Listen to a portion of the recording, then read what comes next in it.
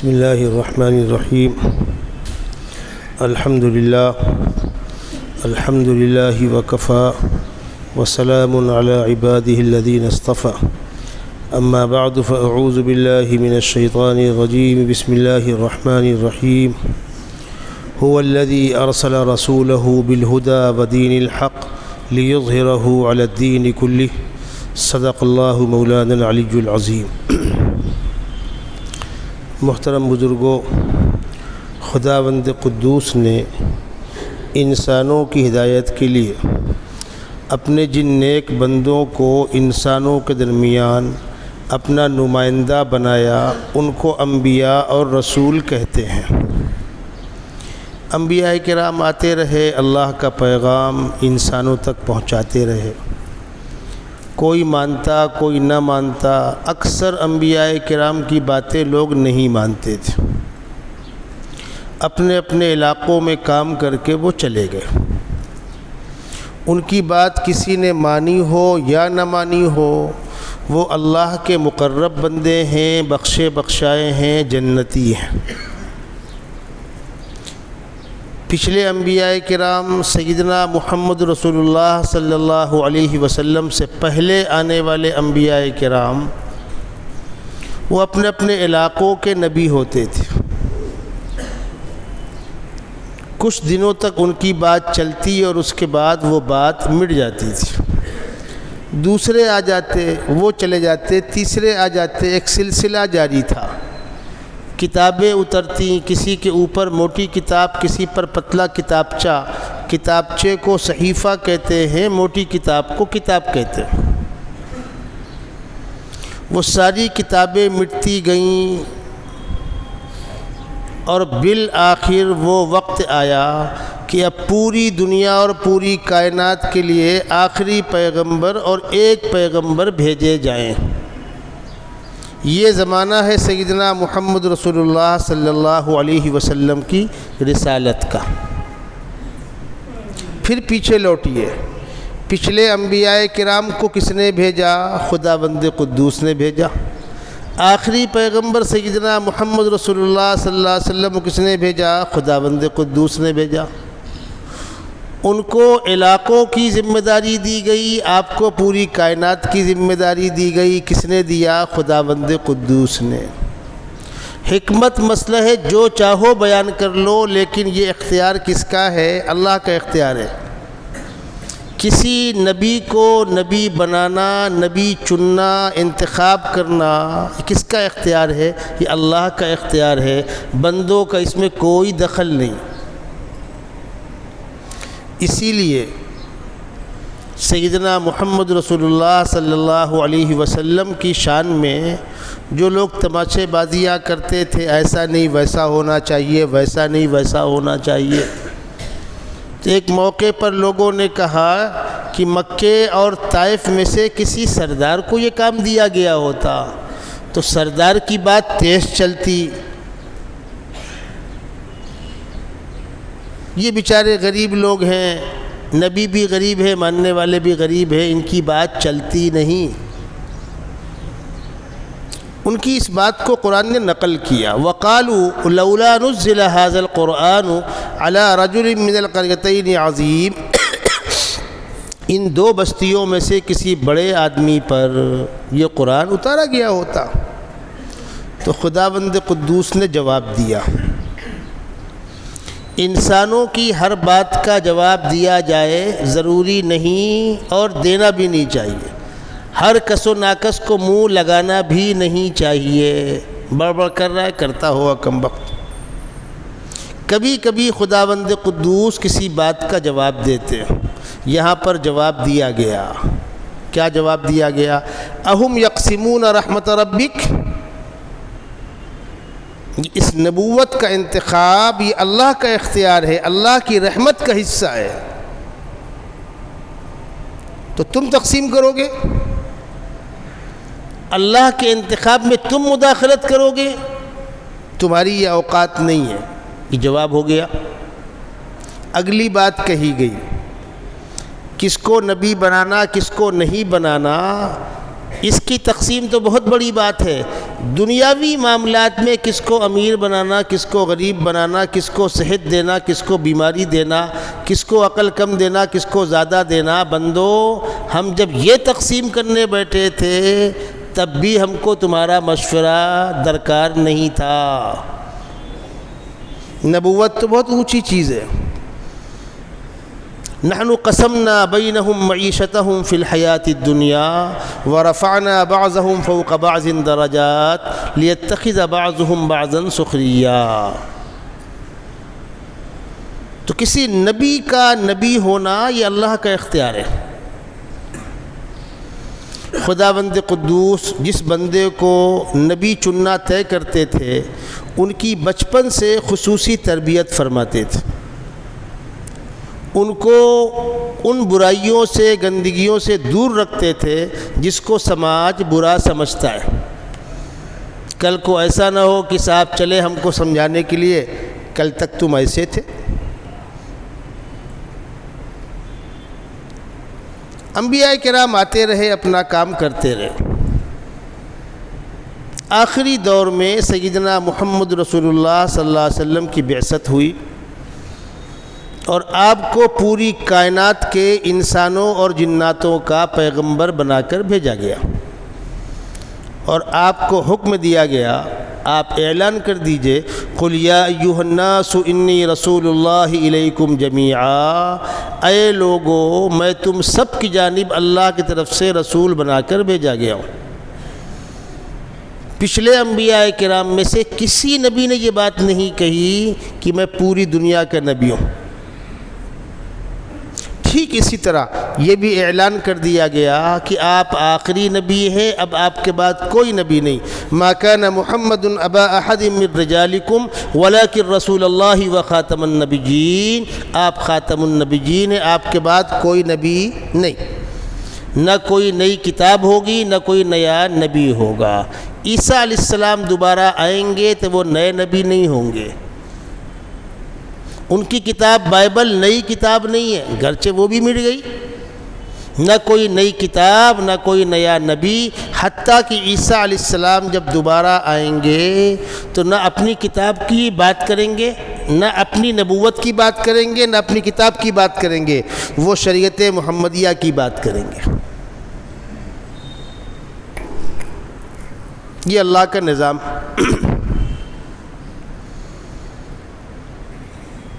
جو آیت میں نے آپ کے سامنے پڑھی اس میں خداوند قدوس کیا فرما رہے ہیں؟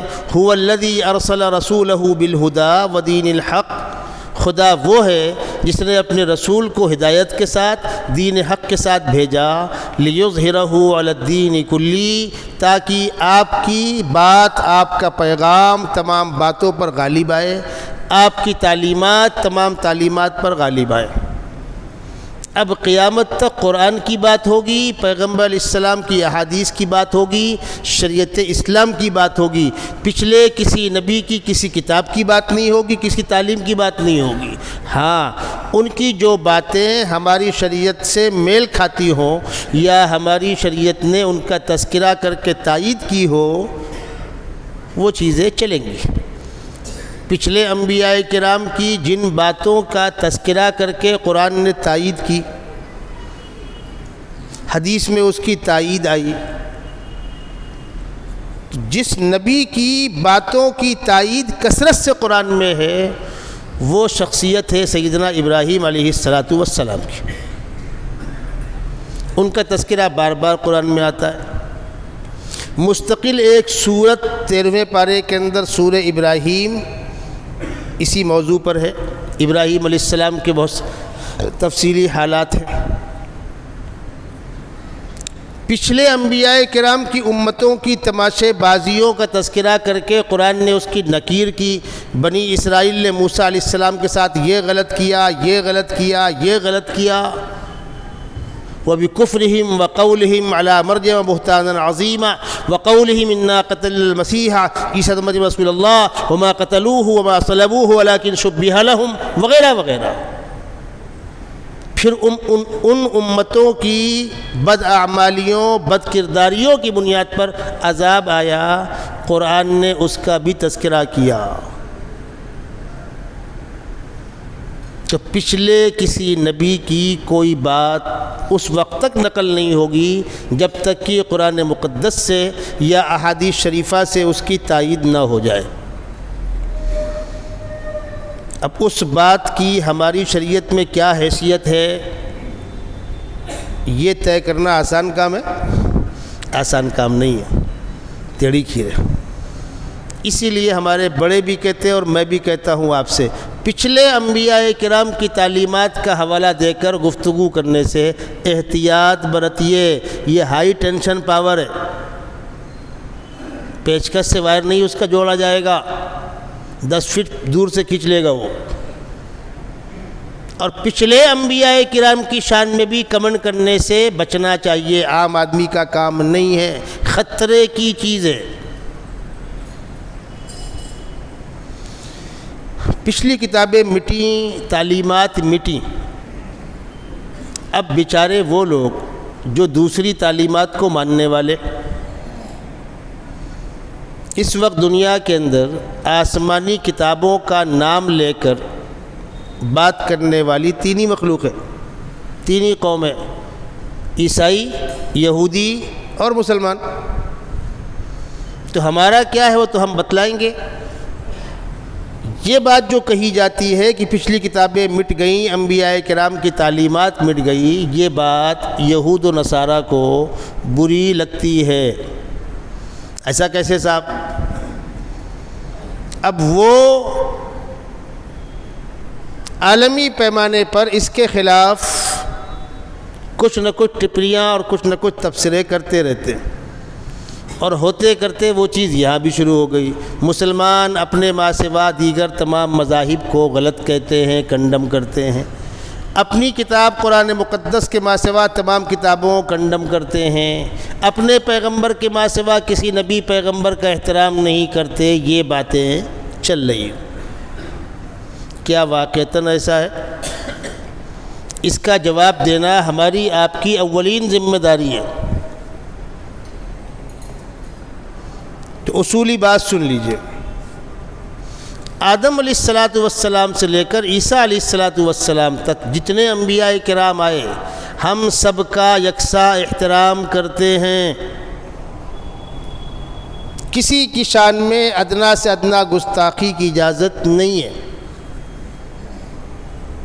اور جس نبی پر جو کتاب جب اتری وہ سچی تھی، نبی بھی سچے، کتاب بھی سچی، تعلیمات بھی سچی، لیکن امتوں نے ان کو ضائع کر دیا، اور ضائع کرنے ہم نہیں آئے تھے، تم نے ہی کیا ہے۔ تمہارے دادا ابا کا مکان، کھیتی باڑی، باغ باغیچہ تم نے بیچا، برباد کیا، ہم نہیں تھے وہاں۔ موسیٰ علیہ السلام کی تعلیمات کو یہودیوں نے برباد کیا ہے، عیسیٰ علیہ السلام کی تعلیمات کو عیسائیوں نے برباد کیا ہے، تو ہم سے شکوہ کس بات کا؟ ہم کو الزام کیوں دیتے ہو بھائی؟ اور اگر کسی کے پاس کتاب ہے تو لاؤ۔ ہم کہتے کتاب مٹ گئی، اگر کسی کا دعویٰ ہے کہ یہ اوریجنل کتاب وہی ہے تو لے کر آ جاؤ۔ اس کے اندر ان لوگوں نے جو بھی چھیڑ چھاڑ کیا، کمی زیادتیاں کی، جس کو تحریف بولتے ہیں، تحریف عربی کا لفظ ہے، تحریف کا معنی ہے ہیر پھیر، چھیڑ چھاڑ، رد و بدل۔ رد و بدل 2 طرح ہوتا ہے، ایک تو ڈائریکٹ، اور ایک ایسی بات کہنا جو کتاب کے کسی بنیادی بات کے خلاف ہو۔ تحریف بدترین جرم ہے۔ خود ہمارے یہاں مسلمانوں میں اگر کوئی ایسی بات، کوئی ایسی فکر پیش کرتا ہے جو قرآن کے بنیادی اصولوں کے خلاف ہے تو وہ دین میں تحریف کہلائے گا، کوئی بھی کرے غلط۔ جو قرآنی اصول ہیں وہ اپنی جگہ رہیں گے، آپ کتنے بڑے اپنے آپ کو مبلغ بن جائے، بڑے اچھے مقرر بن جائے، بڑے اچھے وائز بن جائے، قرآن مقدس کے اندر الفاظ میں چینجنگ کر دینا یہ تو ممکن نہ ہوا لوگوں کے لیے، لیکن پچھلی کتابوں کے اندر الفاظ میں بھی چینجنگ کی گئی، اڑا دیا بیچ سے، یہاں کا وہاں، وہاں کا وہاں، وہاں کا وہاں۔ اور کتابوں کے مٹ جانے کی بڑی وجہ کیا ہوئی وہ سنیے۔ انبیاء کرام کی زندگی میں امتیں بات نہیں مانتی تھی، نافرمانی کرتی تھی، لیکن جو چند لوگ تھے ماننے والے، بعد میں انہوں نے کیا شروع کیا؟ اپنی مرضی سے جو چاہا کہا، کوئی پوچھنے والا نہیں کہاں سے بول رہے ہو۔ مذہبی پیشوا نے کہہ دیا، بات ختم۔ یہ سوچ کہ مذہبی پیشوا نے کہہ دیا بات ختم، اسی سوچ نے بیڑا غرق کر دیا ان کی کتابوں کا بھی، ان کی تعلیمات کا بھی۔ اس کے مقابلے میں شریعت محمدیہ میں بڑا سے بڑا عالم، بڑا سے بڑا مفتی، اس کو یہ بتلانا پڑے گا کہ یہ بات کہاں سے کہہ رہا ہوں، اس کے دلائل کیا ہیں، اور وہ دلائل لکھنے ہوں گے تاکہ دوسرا آدمی پڑھ کر سمجھ سکے کہ یہ بات کہاں سے کہی گئی۔ تو ان کتابوں کے مٹنے کی جو وجوہات بنی وہ یہ ہیں، کتابیں مٹ گئیں۔ وہ کتابیں جن زبانوں میں اتریں، وہ زبانیں دنیا کے اندر بولی نہیں جاتی، وہ زبانیں محفوظ نہیں ہیں، اور قرآن مقدس جس زبان میں اترا وہ زبان آج بھی بولی جاتی ہے، اور وہ زبان آج بھی جوں کی توں محفوظ ہے۔ مثلا عیسیٰ علیہ السلام پر جو کتاب اتری انجیل، عیسیٰ علیہ السلام کے آسمان میں اٹھائے جانے کے کئی سو سال کے بعد لوگوں نے انجیل کے نام پر لکھنا شروع کیا، تعلیمات یہ رہی ہوں گی، یہ رہی ہوں گی، یہ رہی ہوں گی، اور پھر اس میں چینجنگ در چینجنگ، چینجنگ در چینجنگ، ترجمہ در ترجمہ، ترجمہ در ترجمہ، کسی بات کی کوئی بنیاد نہیں ہے۔ پیغمبر علیہ السلام کی احادیث کوئی بڑا سے بڑا محدث جب نقل کرے گا تو وہ کہے گا میں نے فلانے سے، اس نے فلانے سے، اس نے فلانے سے، اور اس نے فلانے صحابی رسول سے، اور انہوں نے سیدنا محمد رسول اللہ صلی اللہ علیہ وسلم سے سنی۔ یہ جو بیچ کے واسطے ہوتے ہیں یہ راوی کہلاتے ہیں۔ الفاظ جو ہوتے ہیں حدیث کے وہ حدیث کا متن کہلاتا ہے، الفاظ حدیث کہلاتے ہیں۔ بیچ کے افراد کون ہیں ان کی انکوائری آپ کر سکتے ہیں، ان سب کے حالات کتابوں کے اندر درج ہیں، کون کتنا کمزور، کون کتنا مضبوط، کون کتنا معتبر، کون کتنا غیر معتبر۔ اسی بنیاد پر راویوں کے فرق کی بنیاد پر کوالٹی کا فرق طے ہوتا ہے۔ یہ خصوصیت دوسرے کسی مذہب کو حاصل نہیں۔ قرآن مقدس سیدنا محمد رسول اللہ صلی اللہ علیہ وسلم پر نازل ہوا۔ قرآن کے سب سے پہلے حافظ آپ خود ہیں، آپ کے سینے کے اندر قرآن محفوظ تھا۔ آپ کے خلفائے راشدین چار کے چاروں حافظ قرآن ہیں، آپ کی کئی بیویاں قرآن پاک کی حافظات ہیں، صحابہ اور صحابیات قرآن پاک کے حافظ اور حافظات ہیں، اور پوری دنیا میں قرآن پاک کے حافظوں کی اتنی بڑی تعداد ہے کہ کوئی شمار نہیں کر سکتا۔ اور الحمدللہ مسلمانوں کی تمام مسجدوں میں رمضان میں تراویح میں کم از کم ایک قرآن تو ہوتا ہی ہوتا ہے، کہیں 2 اور 3 بھی ہوتے، جس کے جیسے حالات ہوں۔ بہت سے مقامات پر 3 قرآن ختم کرنے کا رواج ہے۔ ہمارے اکابر کیا کثرت سے ایسا ہے، دیوبند میں ایسا ہوتا ہے، 3 پارے، 3 پارے، پہلا عشرہ 1 قرآن مکمل، دوسرا عشرہ دوسرا قرآن مکمل، تیسرا عشرہ تیسرا قرآن مکمل۔ ایک حافظ سنا رہا ہے، کبھی اس سے غلطی ہو گئی تو 10 لوگ اس کو ٹوکنے والے موجود ہیں۔ دوسری کسی مذہبی کتاب کا دنیا میں کوئی حافظ نہیں ہے۔ ان کتابوں کے مٹنے میں ان باتوں کا بہت بڑا دخل ہے۔ کتابیں بھی مٹیں، تعلیمات بھی مٹیں۔ اگلی بات سنیے، انبیاء کرام جب اپنی امتوں کو اللہ کا پیغام سناتے تھے اور امت کی طرف سے اعتراض ہوتا تھا کہ آپ کو ہم کیسے نبی مان لیں، آپ تو فلانے کے بیٹے ہیں، فلانے کے بھائی ہیں، ہماری نگاہوں کے سامنے آپ پیدا ہوئے، اتنے بڑے تھے، پھر اتنے بڑے ہوئے، تم نبی ہو، ہم نہیں ہیں، تم ہو، چاچا نہیں ہیں، چودھری صاحب نہیں ہیں، کیسے مان لیں؟ پھر امتیں انبیاء کرام سے مطالبہ کرتی تھیں، فلانی چیز دکھا دو تو ہم مان لیں گے۔ اس مطالبے کے جواب میں جب نبی کی جانب سے مطالبہ پورا ہوتا تھا، اس کا نام تھا معجزہ۔ وہ طاقت، وہ صفت جو نبی نے پیش کی اور امت اس کا مقابلہ کرنے سے عاجز رہ گئی۔ امتیں اپنے اپنے طور پر کوئی بہت مشکل چیز سوچ کے لاتی تھی،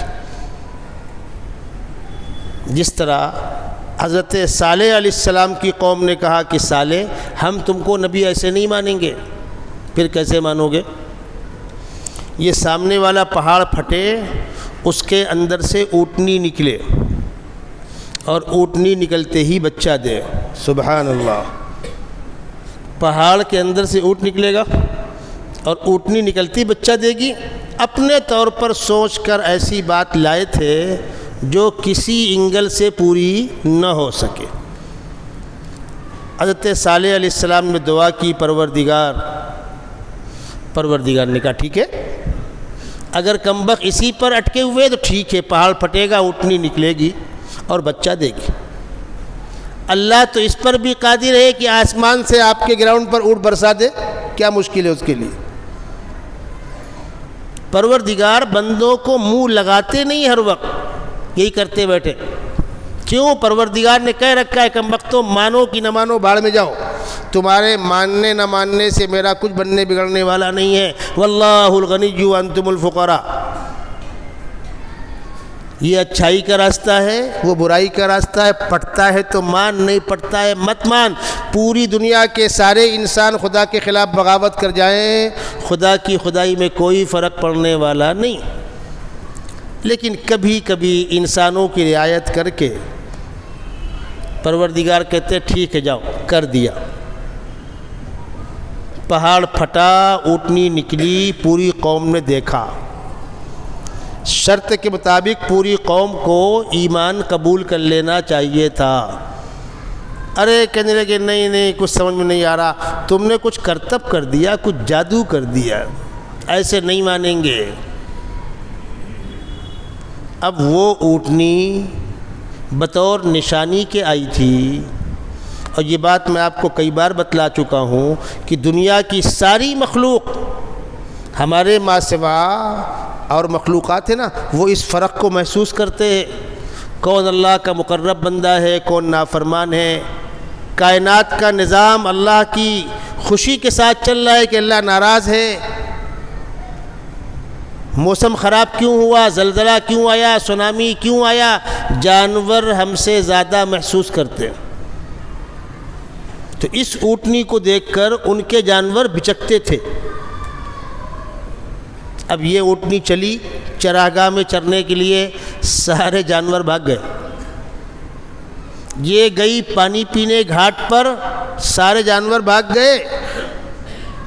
اب قوم پریشان، ارے سالے یہ کیا مصیبت ہے، اس اونٹنی کو ہٹاؤ یہاں سے۔ انہوں نے کہا نہ، مانگی ہوئی مصیبت ہے، یہ جائے گی نہیں۔ پھر کیسے بات بنے گی؟ پنچایت بیٹھی، طے ہوا ایک کام کرو، ایک دن یہ اونٹنی چراگاہ جائے گی، پانی پینے جائے گی، ہمارے جانور نہیں جائیں گے، اگلے دن ہمارے جانور آئیں گے، یہ اونٹنی نہیں آئے گی۔ قال هذه ناقة لها شرب ولكم شرب يوم معلوم۔ طے ہو گیا، باری طے ہو گئی۔ اس پر بھی قوم تیار نہیں کہ نہیں، ایک دن کیوں بدے رہیں گے جانور ہمارے روز چرنے جائیں گے، اونٹنی کو ہٹاؤ یہاں سے، اس کو مار ڈالو، قتل کر دو۔ حضرت صالح سمجھاتے رہے خبردار خبردار، اونٹنی کو مارنے غلطی مت کرنا، یہ اللہ کی نشانی ہے اور تمہاری مانگی ہوئی ہے۔ وَلَا تَمَسُّوهَا بِسُوءٍ فَيَأْخُذَكُمْ عَذَابُ يَوْمٍ عَظِيمٍ۔ لیکن کمبخت نہیں مانے تو نہیں مانے، اس اونٹنی اور بچے کا قتل کر دیا۔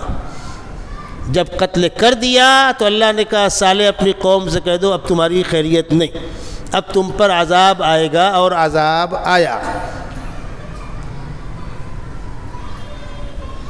30ویں پارے میں والشمس وضحاہا 3-4 آیتوں کے بعد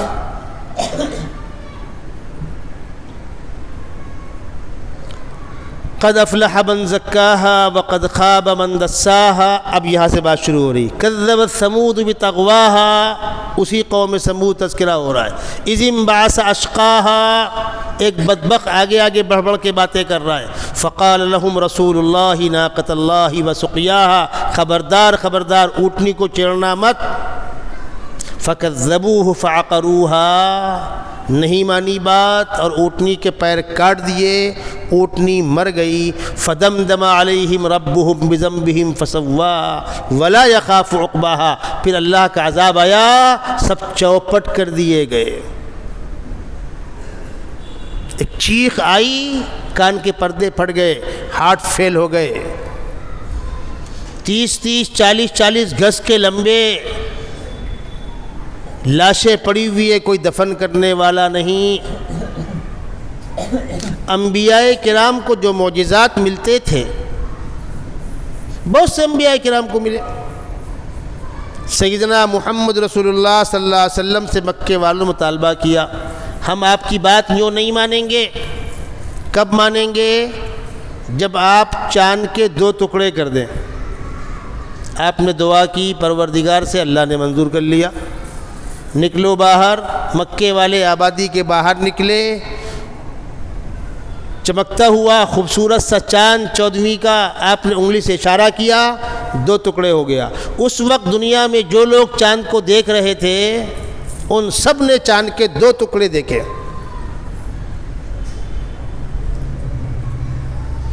انبیاء کرام کے یہ معجزات ہوتے تھے، کیوں ہوتے تھے؟ اس بات کو سمجھیے۔ جس طریقے سے ایک فوج فضا میں اڑ کر بمباری کر کے دشمن کی فوج کو پیچھے ہٹنے پر مجبور کرتی ہے، جو پیچھے ہٹے وہ زمینی فوج آگے بڑھ کر علاقے پہ قبضہ کرتی ہے، ایسے ہی باطل کے بادل چھٹتے ہیں پیغمبر کے معجزے سے، نبی کے معجزے سے۔ نبی کا پیغام چلتا ہے اس کے معجزے کے ساتھ، معجزہ باطل کو پیچھے ہٹنے پر مجبور کرتا ہے۔ پھر عملی زندگی زمینی میدان میں شروع ہوتی ہے۔ پچھلے انبیاء کرام کے جتنے معجزات تھے وہ سارے معجزات ان کی ذات کے ساتھ وابستہ تھے۔ پچھلے انبیاء کرام کے تمام معجزات ان کی ذات کے ساتھ وابستہ ہیں۔ نبی گئے، معجزہ گیا۔ موسیٰ علیہ السلام نے لاٹھی پھینکی، سانپ بنا، بغل میں ہاتھ ڈالا، چمکدار ہاتھ ہو گیا۔ اس لاٹھی کو بعد میں اور آپ پھینکوں، وہ سانپ نہیں بننے والا۔ عیسیٰ علیہ السلام اندھے کی آنکھ میں ہاتھ پھیرتے بینا ہو جاتا، کوڑھی کے بدن میں ہاتھ پھیرتے کوڑ دور ہو جاتا۔ تو کوڑھی کے کوڑ کے دور کرنے کے لیے عیسیٰ کا ہاتھ لگے گا، اور اندھے کی آنکھ میں ہاتھ پھیرنے کے لیے عیسیٰ علیہ السلام کا ہاتھ لگے گا۔ وہ تو اللہ کیا مہمان ہے۔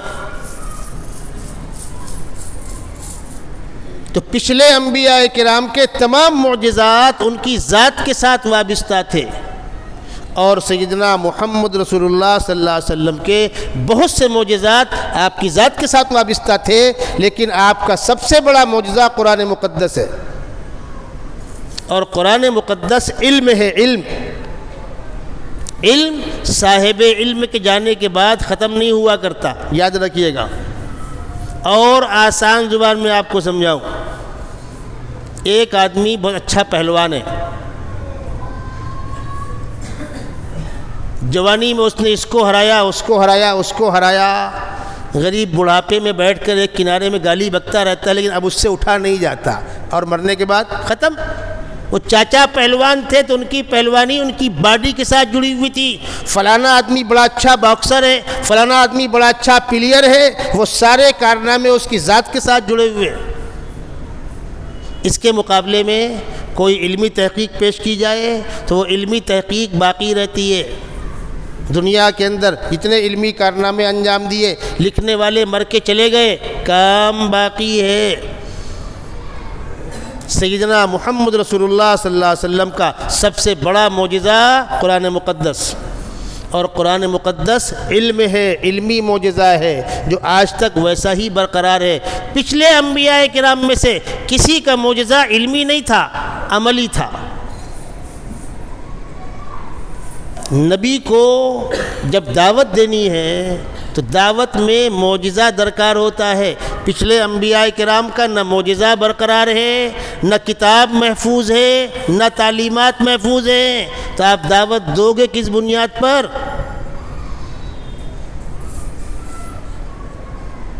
اب رہا سوال یہ کہ صاحب آپ جو باتیں کہتے ہیں اس سے ہماری توہین ہوتی ہے، ہماری عزت گھٹتی ہے کہ صاحب تمہارا مٹ گیا ہمارا محفوظ ہے، تمہارا کنڈم ہوا ہمارا کام کا ہے۔ اس کا جواب میں نے پہلے ہی دیا کہ یہ اختیار کس کا ہے؟ یہ اختیار اللہ کا ہے۔ اللہ نے ان انبیاء کرام کو علاقائی بنایا اور سیدنا محمد رسول اللہ صلی اللہ علیہ وسلم کو آفاقی بنایا۔ ان انبیاء کرام کی امتیں ناکارہ تھیں، تعلیمات کو مٹا دیا۔ سیدنا محمد رسول اللہ صلی اللہ علیہ وسلم کے جانثار صحابہ جیسا مقدس طبقہ زمین و آسمان نے نہ پہلے کبھی دیکھا نہ آئندہ کبھی دیکھے گا۔ کیا جوڑ ان دونوں باتوں میں؟ ہمارے یہاں مدارس میں اس وقت سال کا آخر ہے، کتابیں مکمل ہو رہی ہیں، ایک درس ہوتا ہے مسلسلات کا اور بہت اہمیت کا حامل ہوتا ہے۔ فلانے بزرگ کے ہاں فلانے دن مسلسلات کا درس ہوگا، لوگ پہنچتے۔ وہ کیا ہے؟ حدیثوں میں محدثین نے اس کی بھی رعایت کی ہے کہ اللہ کے نبی صلی اللہ علیہ وسلم نے فلانی بات فرمائی تو اس وقت آپ کیا کر رہے تھے؟ بھئی کبھی تو ایسا ہوگا ممبر پر بیٹھ کر خطاب کر رہے تھے اور کبھی دسترخوان میں صحابہ کے ساتھ کھا رہے تھے۔ اب دسترخوان میں صحابہ کے ساتھ کھاتے ہوئے آپ نے لقمہ اٹھا کر کسی صحابی کے منہ میں دیا، کھجور اٹھا کر کسی صحابی کے منہ میں دیا اور کوئی نصیحت کی، تو جب استاد اپنے شاگردوں کو وہ حدیث پڑھائے گا تو اپنے تمام شاگردوں کو ایک لقمہ کھلائے گا یا کھجور کھلائے گا کہ آقا صلی اللہ علیہ وسلم نے اس حدیث کو اس طرح بیان کیا تھا۔ یہ حدیث مسلسلات کہلاتی۔ امت نے اس کی بھی رعایت کی ہے۔ آقا صلی اللہ علیہ وسلم کی زندگی گھر کی بھی، باہر کی بھی، رات کی بھی، دن کی بھی مکمل محفوظ ہے۔ ایک موقع پر ایک صحابی ہے جو آپ کی ہر بات لکھ لیا کرتے، تو دوسرے لوگوں نے کہا کہ ہر بات لکھا نہیں کرتے، کبھی آدمی مذاق کے موڈ میں ہوتا ہے، ہر بات اور حقیقت ہے۔ ہمارے آپ کے طرح انسانوں کی ہر بات نقل نہیں کی جائے گی۔ کبھی ہم سنجیدہ ہوتے ہیں، کبھی ہم ٹینشن میں ہوتے ہیں، کبھی ہم مذاق کے موڈ میں ہوتے ہیں حالات۔ آپ نے فرمایا اپنی زبان کو پکڑ کر، بخدا اس زبان سے علاوہ سچ کے کچھ نہیں نکلتا، تم لکھ سکتے ہو۔ حتیٰ کہ آپ نے اپنی بیویوں سے کہہ رکھا تھا، دنیا سنے اس بات کو، یہ بات کہنے کے لیے بہت بڑا جگر گردہ چاہیے۔ آپ نے اپنی بیویوں سے کہہ رکھا تھا، رات کی تنہائی میں گھر میں جو ہوتا ہوا دیکھو، دن کے اجالے میں اس کو بیان کر سکتی ہو۔ یہ ہے کردار کی بلندی۔ پچھلے انبیاء کرام کی تعلیمات بھی مٹیں، کتابیں بھی مٹیں، زندگیاں بھی مٹیں، اور مٹانے ہم نہیں گئے تھے، انہی کی امتوں نے مٹایا ہے۔ اور سیدنا محمد رسول اللہ صلی اللہ علیہ وسلم کی کتاب بھی محفوظ ہے، تعلیمات بھی محفوظ ہیں، احادیث بھی محفوظ ہیں، اور امت نے آپ کی زندگی کو اپنے سینوں میں لگا کے رکھا، سینوں میں لگا کے رکھا۔ جب علمی دنیا میں اس پر گفتگو ہوتی ہے، محدثین نے الگ الگ انداز سے حدیثوں کو جمع کیا۔ جنگ بدر میں کتنے صحابہ شریک تھے ان کو الگ کر دیا، جنگ احد میں کتنے شریک تھے ان کو الگ کر دیا، صلح حدیبیہ کے موقع پر بیعت رضوان میں کون لوگ تھے ان کو الگ کر دیا، آپ کے وصال کے وقت مدینے کے اندر کتنے صحابہ تھے ان کی الگ تعداد کر دی، تاجر صحابہ کو ان کو الگ کر دیا، مجاہد صحابہ کو ان کو الگ کر دیا، معلم صحابہ کو ان کو الگ کر دیا، سادات صحابہ کو الگ کر دیا، آقا صلی اللہ علیہ وسلم کے خاندان کو الگ کر دیا۔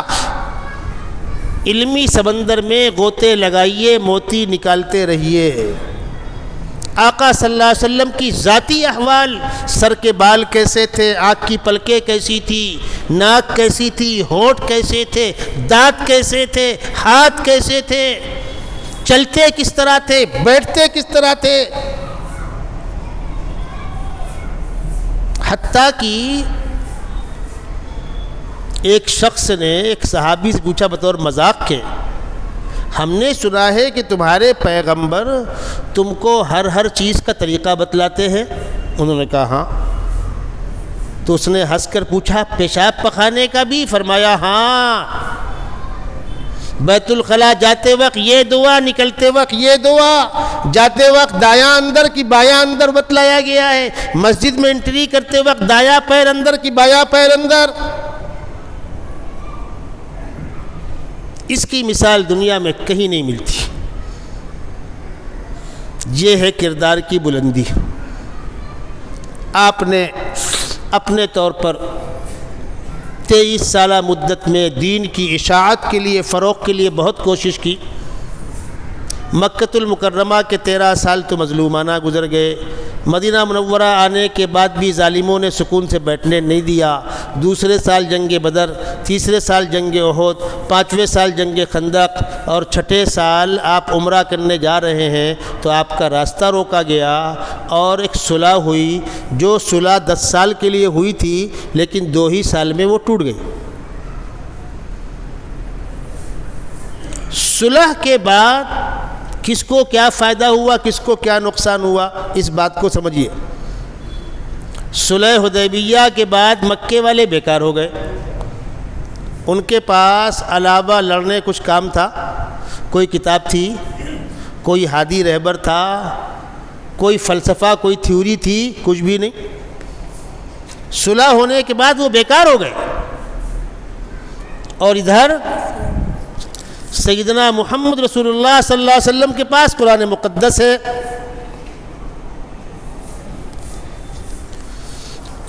آقا صلی اللہ علیہ وسلم نے اس موقع کا فائدہ اٹھا کر دنیا کے مختلف علاقے میں صحابہ کے وفود روانہ کیے، بادشاہوں کے نام خطوط بھیجے، پیغام بھیجے، اور 2 سال کے اندر صلح حدیبیہ کے بعد 2 سال سن 6 سے 8 کے بیچ میں اس تیزی کے ساتھ اسلام پھیلا کہ اب تک مکے والے چڑھ کر مدینے پر آتے تھے، مدینے والے ڈیفنس کرتے تھے، اب آقا صلی اللہ علیہ وسلم 10,000 کا لشکر لے کر مدینے سے مکے جا رہے ہیں، اور مکے والے مقابلہ کرنے کی پوزیشن میں نہیں ہیں۔ مکہ فتح ہو گیا۔ مکہ فتح ہونے تک عرب کے بہت سے علاقے اسی انتظار میں تھے کہ طاقت کا اونٹ کس کروٹ بیٹھتا ہے، طاقت ان کے ہاتھ میں آتی ہے کہ ان کے ہاتھ میں آتی ہے۔ مکہ فتح ہو گیا، خانہ کعبہ پر اسلامی پرچم لہرا رہا ہے۔ اب یہ طے ہو گیا کہ خطہ حجاز میں اسلام کو غلبہ نصیب ہو گیا۔ اب انسانیت جوق در جوق اسلام میں داخل ہو رہی ہے، اسلام تیزی کے ساتھ پھیلا۔ لیکن دنیا کی 2 بڑی طاقتیں روم اور فارس، وہ آپ کی زندگی میں فتح نہیں ہو سکی۔ سیدنا ابوبکر صدیق رضی اللہ تعالی عنہ نے اپنی خلافت کے دور میں جو بڑا کارنامہ انجام دیا تھا، اس میں روم کی حکومت کے خلاف لشکر کشی تھی، اور الحمدللہ کامیابی ہوئی۔ لشکر گیا صدیقی دور میں اور لوٹ کر آیا۔ ابوبکر صدیق اللہ کو پیارے ہو گئے تھے، سیدنا عمر بن خطاب کی خلافت کا دور تھا۔ پھر حضرت عمر نے دوسری لشکر کشی کی ہے فارس کے لیے، جنگ قادسیہ، اور فارس فتح ہوا۔ اللہ کے نبی صلی اللہ علیہ وسلم نے زندگی کے آخری ایام میں، یعنی آپ کا انتقال ہوا ہے ربیع الاول میں، اور اس سے پہلے جو 2.5-3 مہینہ پہلے ذی الحجہ میں حج ادا فرمایا ہے، سن 10 میں۔ ذی الحجہ آخری مہینہ، اس کے بعد محرم لگ جاتا ہے، 11 لگ گیا، محرم، سفر اور ربیع الاول 11 تاریخ کو 12 تاریخ کو آپ کا انتقال ہو گیا۔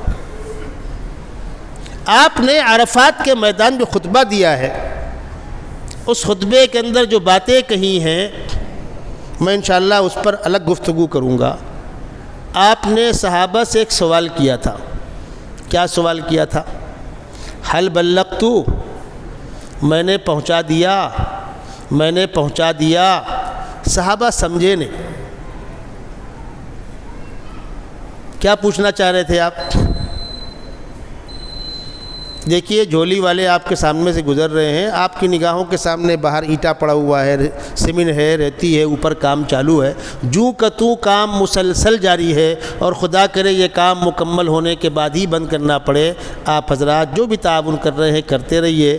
بحلے کے نوجوان بچے جو کوششیں کر رہے ہیں، اللہ ان کو اس کا بہتر صلہ عطا فرمائے۔ جس سے جو خدمت ہو سکے، مسجد کی خدمت سے بڑی کوئی سعادت نہیں ہے۔ اللہ روز قیامت ان مسجدوں کو ہمارے حق میں گواہ بنائے۔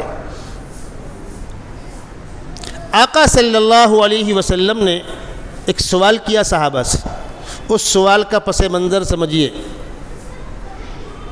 آپ نے پوچھا حل بلغت، میں نے پہنچا دیا۔ آپ کہنا کیا چاہ رہے ہیں؟ روز قیامت خداوند قدوس انبیاء کرام سے پوچھیں گے کہ تم نے اپنا کام مکمل کیا؟ وہ کہیں گے ہاں۔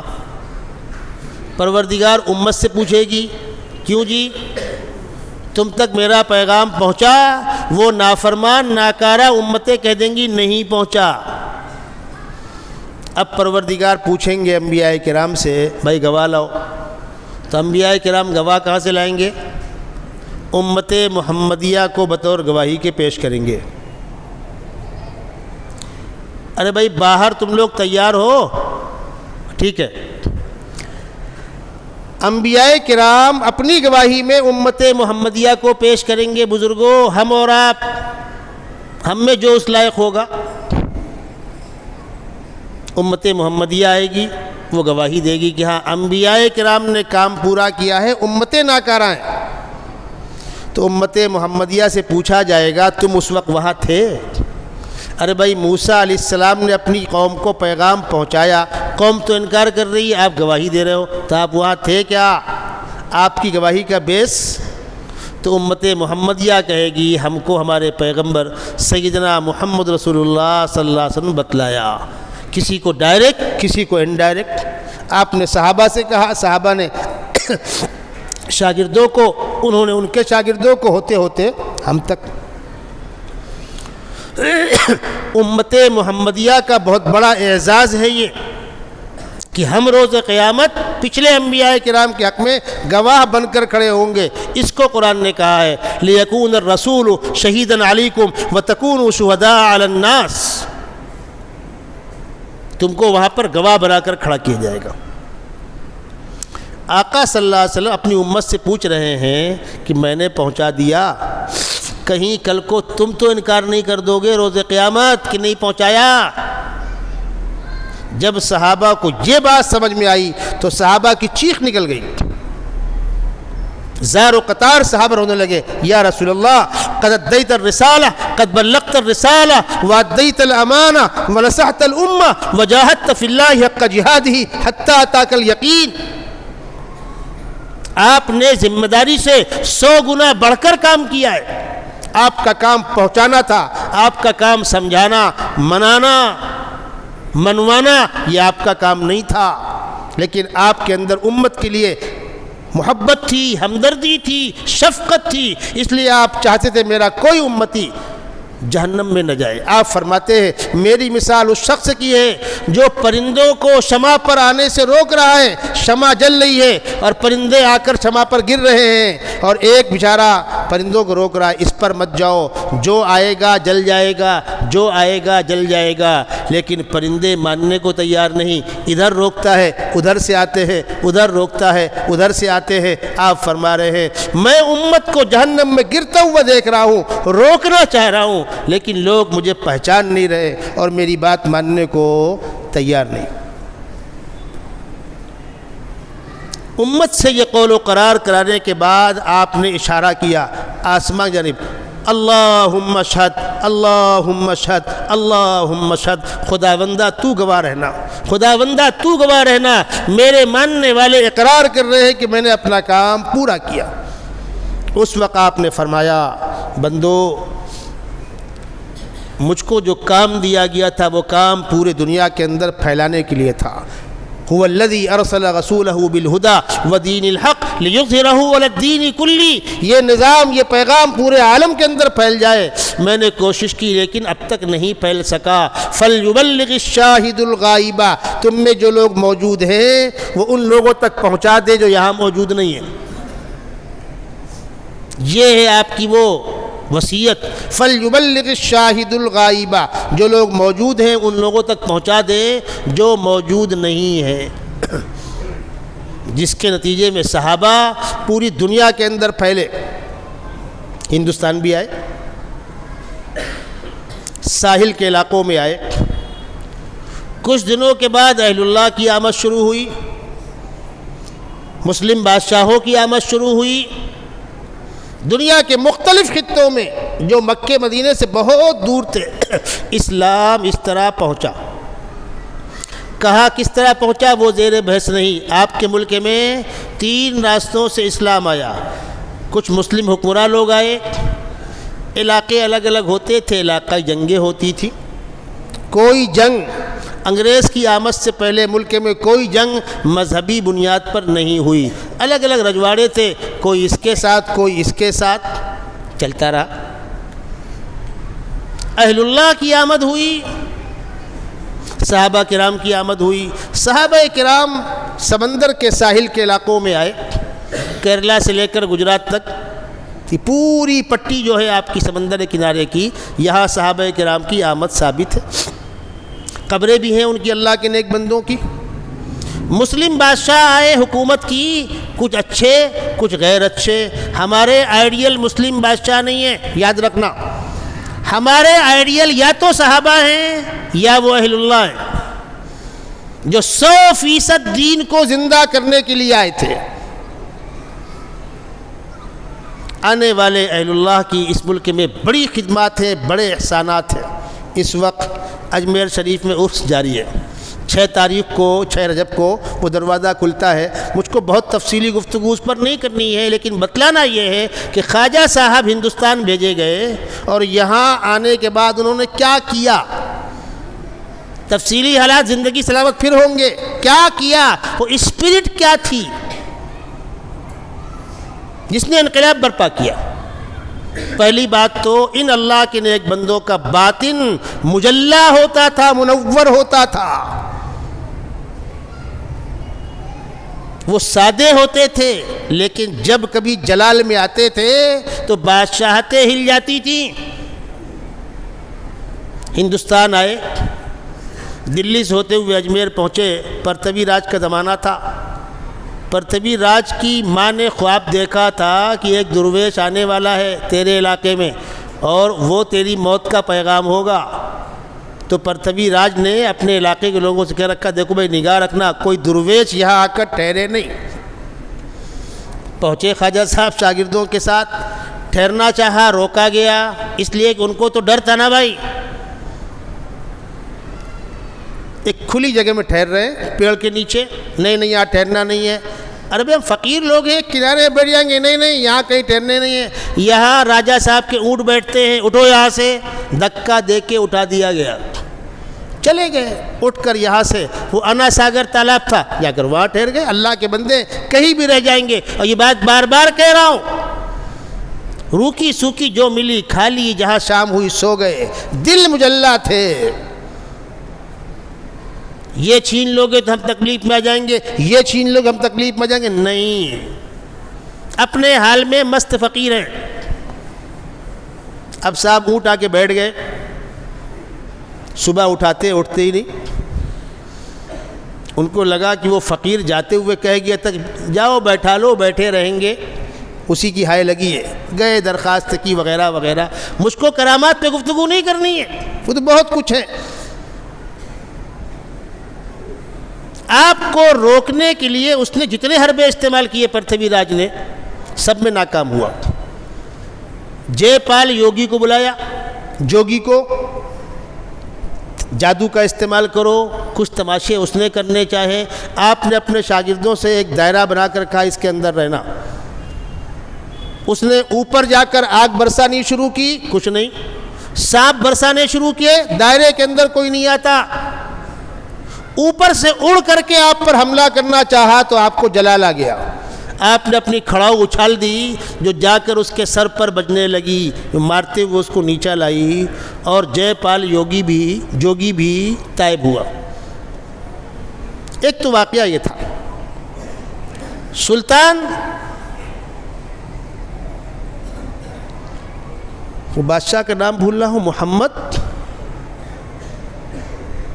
نام میرے ذہن میں نہیں ہے، جس بادشاہ سے پرتھوی راج کی جنگ ہوئی ہے، وہ ایک بار جنگ ہار کے چلا گیا تھا۔ اس نے خواب میں دیکھا کہ ایک درویش کہہ رہا ہے اب آؤ، اب انشاءاللہ کامیابی ہوگی۔ وہ چلا، 1,00,000 کی فوج لے کر ہندوستان آیا، سلطان محمد غوری، اور پرتھوی راج 30,00,000 کی فوج لے کر گیا ہے، اور پانی پت کے علاقے میں آمنے سامنے کی جنگ ہوئی ہے، پرتھوی راج مارا گیا۔ تو کسی نے بتلایا کہ ایک بزرگ آئے ہوئے اس علاقے میں، چلو ان سے مل لو۔ تو سلطان غوری آیا، جب نگاہ پڑی تو یہی بزرگ جو خواب کے اندر بشارت سنا رہے تھے کہ اب حملہ کرو کامیاب ہو گئے، تو پیروں پہ گر گیا۔ یہ دور جو ہے پرتھوی راج کے مارے جانے کا اور مسلم بادشاہ کے غلبے کا، یہ خواجہ صاحب زندگی کے آخری ایام کا دور ہے۔ جوانی پوری مجاہدے میں گزر گئی، ہندوستان آنے کے بعد کئی سال مشقتوں میں گزر گئے۔ جب فتوحات کا دور آیا تو اب دنیا کو یہ معلوم ہوا کہ ایک درویش آیا ہوا ہے جو انسانوں کی برابری کی بات کرتا ہے، جو مجھے آپ بتلانی۔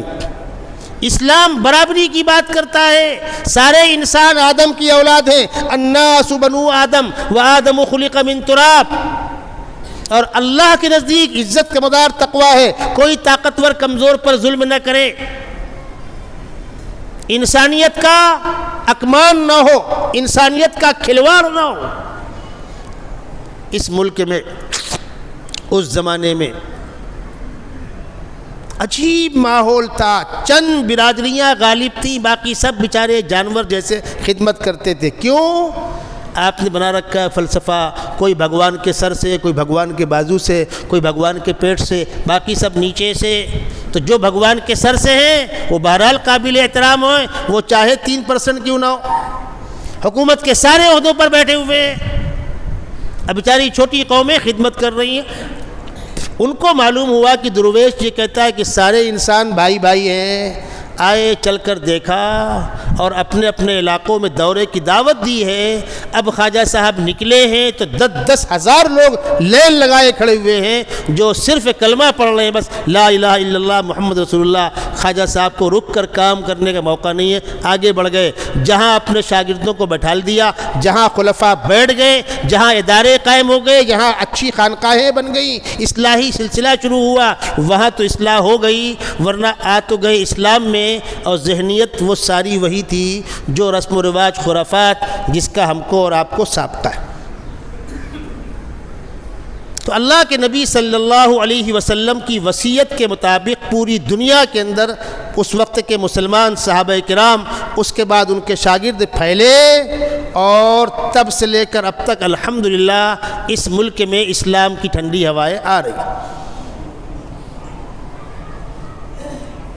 ان اہل اللہ کا امت پر بڑا عظیم احسان ہے۔ یہ ملک صوفیوں کا ملک ہے، یہ ملک درویشوں کا ملک ہے، اور یاد رکھیے گا تصوف، اصلاح باطن یا اہل اللہ کی عظمت ہم آپ سے پہلے اس کے قائل ہیں، ہمارے اکابر اس کے قائل ہیں۔ حاجی امداد اللہ مہاجر مکی رحمۃ اللہ علیہ خود چشتی ہے، مولانا قاسم نانوتوی چشتی ہے، ہمارے اکابر علماء دیوبند چشتی ہے۔ ہمارا کسی بزرگ سے کوئی بیر اور کوئی پنگا نہیں ہے۔ ہاں، بزرگوں کے نام پر تماشے کی ہم کل بھی مخالفت کرتے تھے، آج بھی مخالفت کرتے ہیں۔ وہ جن پاکیزہ تعلیمات کو دے کر گئے ان تعلیمات پر کاربند ہو، ان کی کتابیں پڑھو، ان کی تعلیمات اپنے اندر زندہ کرو، جس کی بنیاد پر اللہ نے ان کو وہ مقام دیا تھا۔ چادر گاگر اور حلہ اور تماشا، اس سے کچھ نہیں ہونے والا، اس سے شیطان خوش ہوتا ہے۔